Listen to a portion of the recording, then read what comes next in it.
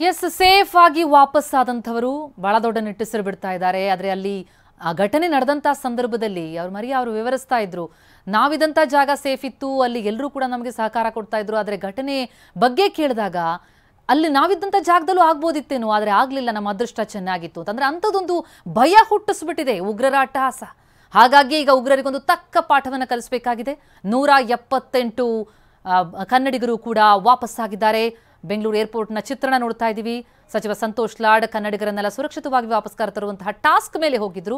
Task accomplished, ಎಲ್ಲರನ್ನೂ ಕೂಡ ಸುರಕ್ಷಿತವಾಗಿ ವಾಪಸ್ ಕರ್ಕೊಂಡು ಬಂದಿದ್ದಾರೆ. ಆದರೆ ಅಷ್ಟರಲ್ಲಿ ಆ ಘಟನೆ ನಡೆದಂತಹ ಸಂದರ್ಭದಲ್ಲಿ ಇಬ್ಬರು ಕನ್ನಡಿಗರನ್ನ ನಾವು ಮಾಡಿದ್ರು ಕೂಡ ನಾನು ಅಷ್ಟೇ ಕೇಳುವಾಗಿ ನೋಡ್ತಾ ಇದ್ದೇನೆ ಅವ್ನು ಮಾತನಾಡತಕ್ಕ ವಿಚಾರಕ್ಕೆ. ಆದ್ರೆ ಅಲ್ಲಿ ಇರ್ತಕ್ಕಂಥ ವ್ಯವಸ್ಥೆ, ಅಲ್ಲಿ ಇರ್ತಕ್ಕಂಥ ಕಲ್ಚರು ಬಹಳ ಅದ್ಭುತವಾಗಿರ್ತಕ್ಕಂಥ ಕಲ್ಚರ್ ಇರುತ್ತೆ ಕೂಡ ಈ ಸಂದರ್ಭದಲ್ಲಿ ಕೇಳಕ್ಕೆ ಇಚ್ಛೆ ಬಯಸ್ತೀನಿ. ಅಲ್ಲಿ ಹೋಗೋ ತನಕ ಕನ್ನಡಿಗರ ಪರಿಸ್ಥಿತಿ ಒಂದು ರೀತಿ ಅಯೋಮಯ ಆಗಿತ್ತು. ನಾವು ಮತ್ತೆ ವಾಪಸ್ ಬರ್ತೀವೋ ಇಲ್ವೋ, ನೀವು ಹೋದ್ಮೇಲೆ ಒಂದು ಧೈರ್ಯ ಬಂದಿತ್ತು ಅವರಿಗೆ, ನಾವು ವಾಪಸ್ ತಾಯ್ನಾಡಿಗೆ ಹೋಗ್ತೀವಿ ಅನ್ನೋ ನಂಬಿಕೆ ಇದೆ ಸರ್. ಅವ್ರನ್ನೆಲ್ಲ ಯಾವ ರೀತಿ ಸಂಪರ್ಕ ಮಾಡಿಲ್ಲ, ಅವರು ಶಾಕ್ ಅಲ್ಲಿ ಇದ್ರು.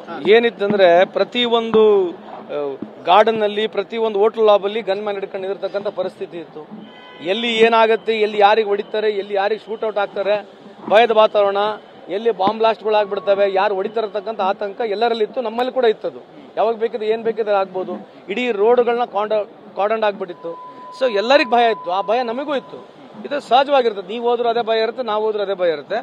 ಅವ್ರಿಗೆ ನಾವು ಹೋಗಿ ಮಾತಾಡಿದ ನಂತರ ನಾನು ಹೇಳಿ ಸನ್ಮಾನ್ಯ ಮುಖ್ಯಮಂತ್ರಿ ಸಿದ್ದರಾಮಯ್ಯ ಅವರು ನನ್ನ ಕಳಿಸಿದಾರೆ ಅಂದ ತಕ್ಷಣ ಬಹಳ ಒಂದು ನಿಟ್ಟು ಉಸಿರು ಬಿಟ್ಟಿರ್ತಕ್ಕಂಥ ವಾತಾವರಣ, ಕಾನ್ಫಿಡೆನ್ಸ್ ಬಿಲ್ಡ್ ಮಾಡಿ ಕಂಟಿನ್ಯೂಸ್ ಅವ್ರ ಜೊತೆ ಫೋನ್ ಮುಖಾಂತರ ಟಚ್ ನಲ್ಲಿದ್ದು, ನಾನೇ ವೈಯಕ್ತಿಕವಾಗಿ ಬಹಳಷ್ಟು 40ಕ್ಕೂ ಹೆಚ್ಚು ಸ್ಥಳಗಳಲ್ಲಿ ಹೋಗಿ ಎಲ್ಲರಿಗೂ ಭೇಟಿ ಮಾಡಿ ಎಲ್ಲರನ್ನ ನೇರವಾಗಿ ನಾನು ಇದೇ ಬಟ್ಟೆಯಲ್ಲಿ ಹೋಗಿದ್ದೀನಿ, ಇದೇ ಬಟ್ಟೆಯಲ್ಲಿ ಬಂದಿದ್ದೇನೆ, ಅಲ್ಲೂ ಕೂಡ ಉಜ್ಜಿಲ್ಲ ನಾನು.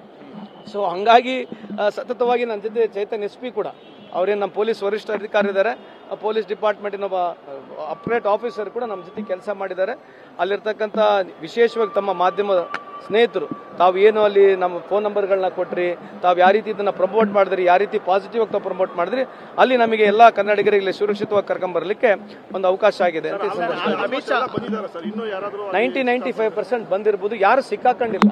ಅವರಿಗೆ ಮೋಸ್ಟ್ಲಿ